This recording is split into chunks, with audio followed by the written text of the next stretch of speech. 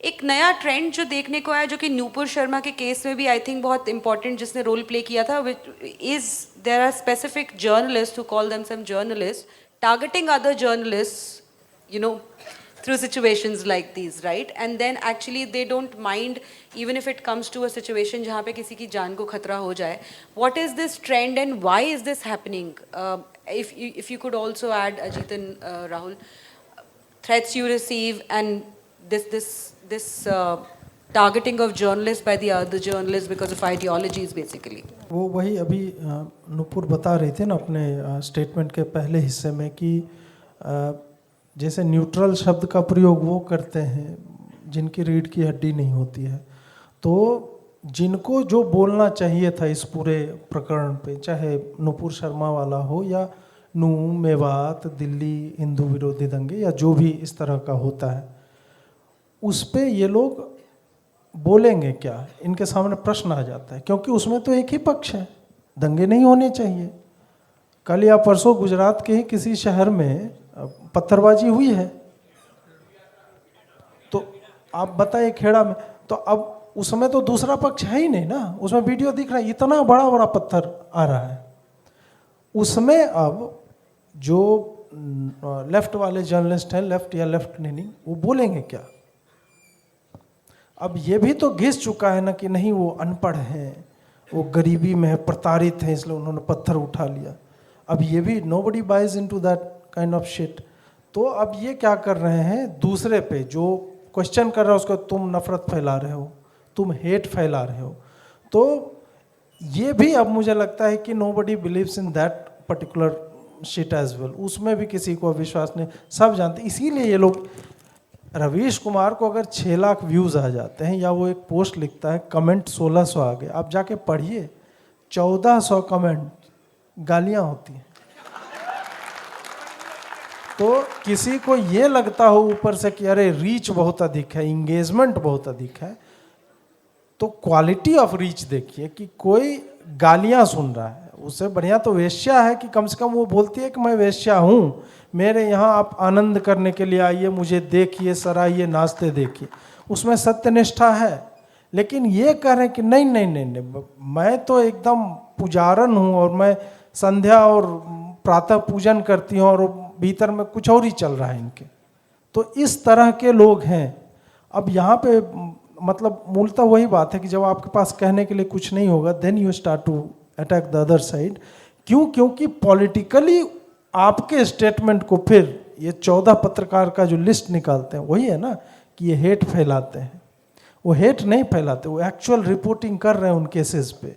तो बोल दिया जाता है कि नहीं तुम समझे नहीं, हिंदू है वो तो मरना जायज है उसका, मुसलमान के हाथ में गन था, पत्थर है, मुसलमान माइनॉरिटी के ऊपर ये नहीं, टिरनी ऑफ माइनॉरिटी जो हम लोग झेल रहे हैं, तो वही ये चल रहा है, उसी तरह से लोग चला रहे हैं.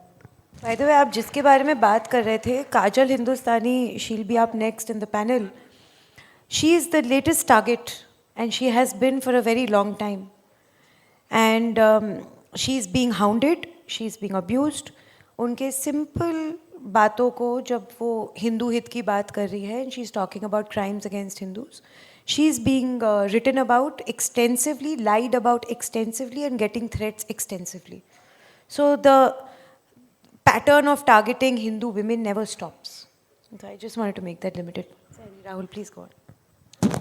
हाँ, इन लोगों ने लगभग सारा कुछ इनफैक्ट cover राहुल, कर ही आपके लिया. प्रोफाइल से इस क्वेश्चन में थोड़ा और ऐड हो जाती हैं चीज़ें, because you are running an enterprise, you are running a business, you are into this with a lot of monetary thing into it. How do you deal then with that? Because then there could be probably financial repercussions as well.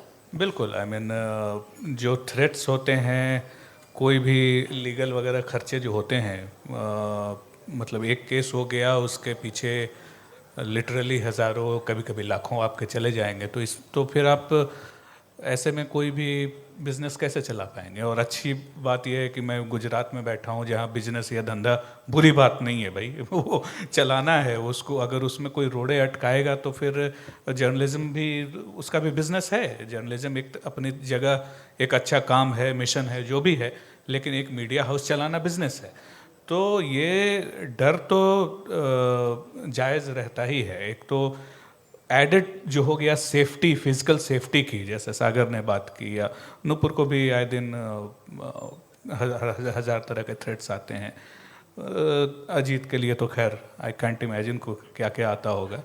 तो इसमें obviously जो personal और physical threats हैं, उसके अलावा एक business house चलाने का काफ़ी रहता है। किस किस से आपके रिलेशंस आपको बना के रखने हैं, वो ख़राब ना हो जाएं, क्योंकि ये बड़े अच्छे तरीके से खेल खेलते हैं, है ना। ये इनका कोई एक जगह से अटैक नहीं आता ना। ये जो पता नहीं कैसे हम लोगों में से किसी ने अभी तक वो शब्द यूज़ नहीं किया, इकोसिस्टम। तो इनका जो पूरा इकोसिस्टम है, उसमें सिर्फ वो एक जर्नलिस्ट नहीं है या एक वो ट्विटर वाला नहीं है जो आप पे अटैक कर रहा है। वो पता नहीं और नीचे नीचे से और क्या क्या 50 चीज़ें और कहाँ कहाँ से चल रही हैं जो कि सामने नहीं दिखती लोगों को। तो वो थ्रेट जो है वो तो काफ़ी प्रॉब्लमेटिक होती है। तो उसमें तो सच में काफ़ी बड़ी अपनी पीठ थपथपा लेता हूँ कि बहुत बड़ी बात है कि ये किया। अब जैसे अजीत को जुडिशियरी के लिए ये सब बोलना पड़ा क्योंकि हमारे इकोसिस्टम में वो एक्टिविस्ट नहीं है जो बोलें। करेक्ट। वो ऐसा नहीं है कि ये बात सही है कि ये live law, bar and bench, ये अधिकतर सब लेफ्ट लीनिंग ही हैं, और ये कोई जजमेंट का इस तरह का कोई बहुत, जैसे अजीत जितना मुखर होकर बोलता है उतनी तो खैर उनकी औकात ही नहीं है, लेकिन वो किसी चीज़ का क्रिटिसिज्म भी कर सकें। वो क्रिटिसिज्म की उनकी ज़रूरत ही नहीं पड़ती क्योंकि सब उन्हीं के बंदे तो बैठे हैं। लेकिन जहाँ ज़रूरत पड़ती है, ऐसा नहीं है कि वो करते नहीं हैं, और ये पता नहीं दशकों से होता आया है। जो दारा सिंह का केस था, ग्राम स्टेन्स को जो जिंदा जला के मारा था, उसमें जो हाईकोर्ट की जो रूलिंग थी, उसमें सिर्फ जज ने मौखिक तो नहीं, हाँ आई थिंक मौखिक नहीं, रूलिंग था तो रिटन ही होगा, उसमें लिखा था, हाँ राइट, रिटन रूल में लिखा था कि ये सारे जो धर्मांतरण को देख के दारा सिंह को काफ़ी गुस्सा आया कि जिस तरह की बातें वो बोलते हैं। और आप इमेजिन कर सकते हो, आज एक मेन स्ट्रीम में पॉलिटिशियन बोलता है सनातन धर्म को ख़त्म करना है, तो धर्मांतरण के लिए पता नहीं क्या क्या बोलते होंगे। तो उसको तो जज ने लिखा कि दारा सिंह को काफ़ी गुस्सा आया। उसने कोई justification, just as a matter of fact वो रूलिंग में था। उसके बाद इनका पूरा जो लॉयर्स वगैरह का, जजेज वगैरह का इकोसिस्टम है, उन्होंने हंगामा मचा दिया। अब तो ये 20 साल से ऊपर की बात हो गई, और उसके बाद हाई कोर्ट को वो एक्सपंज करना पड़ा रूलिंग से।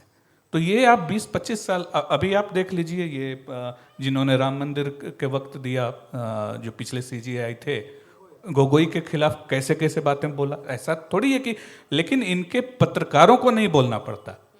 ये 1 रुपए में निकल लेता है प्रशांत भूषण क्या क्या बोल के। तो वो हमारी तरफ उस तरह के इकोसिस्टम वाले नहीं है, तो अजीत को बोलना पड़ता है सीधा। तो इनके पत्रकारों को वो बोलने की ज़रूरत ही नहीं पड़ती क्योंकि उनके पास प्रशांत भूषण और पता नहीं कौन कौन है। वो हमारे पास उसकी कमी है, जो कि धीरे धीरे है। ऐसा नहीं है अभी ऑप इंडिया, नहीं तो हम तो कंगाल ही हो जाते। वो महेश जेठमलानी फ्री में हमारे लिए केस लड़ रहे हैं, हमारी क्या औकात हम उनको वो करें अफोर्ड करें।